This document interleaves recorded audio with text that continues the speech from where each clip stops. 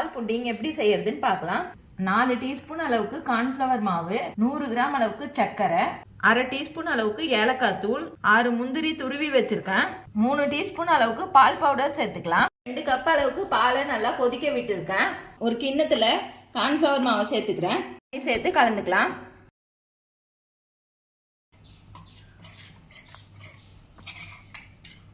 ஏலக்காய் தூளும் சேர்த்துக்கிறேன்.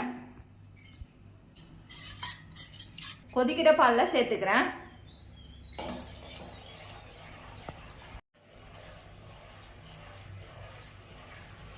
பால்ல கார்ன்ஃப்ளவர் மாவு சேர்த்துட்டு கைவிடாம கிளறிக்கங்க.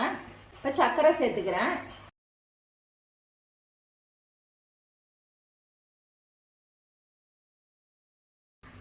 நீங்க சிம்பிளா இதை 10 நிமிஷத்துல செஞ்சு முடிச்சிடலாம். தட்டுல நான் நெய் தடவிக்கிறேன்.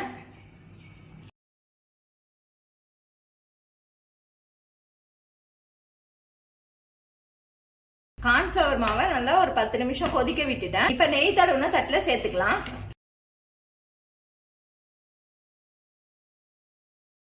இப்ப இது ஒரு 15 நிமிஷம் நல்லா ஆற விட்டுட்டு கட் பண்ணி எடுத்துக்கலாம்.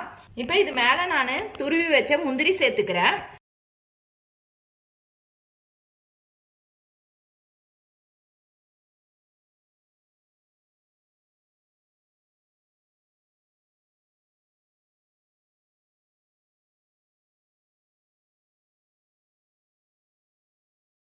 கட் பண்ணி வச்சிருக்க பீசஸ் மேல நம்ம பால் பவுடர் தூவிக்கலாம்.